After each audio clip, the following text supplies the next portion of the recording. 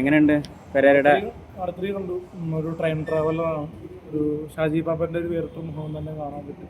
ഒരു comedy EPIC thriller തന്നെ പറയാം. ഒരു ഹിസ്റ്ററി പറയുന്നുണ്ട്, ഒരു കോമഡി പറയുന്നുണ്ട്.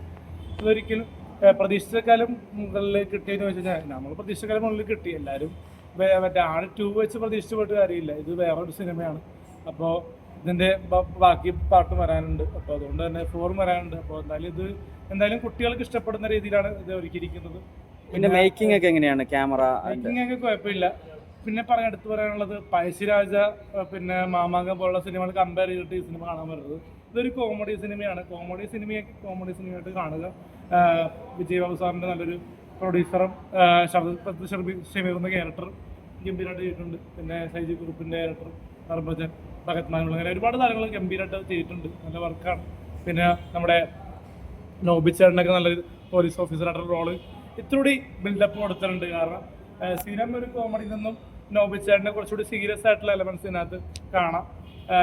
ഹിസ്റ്ററി ആയിട്ടും പിന്നെ നാടൻ ഒരു പോലീസ് ക്യാരക്ടറായിട്ടും എന്തായാലും കൊള്ളാം. എന്തായാലും അടുത്തൊരു ഗംഭീര ഒരു ഹിറ്റായി മാറട്ടെ എന്ന് പ്രതീക്ഷിക്കുന്നു. കാരണം ഇന്ന് ഫസ്റ്റ് ഡേ ആണ്. ഹൗസ്ഫുള്ളാണ്. തിയേറ്ററിൽ ടിക്കറ്റ് കിട്ടാനില്ല. എന്തായാലും പണം പോകട്ടെ.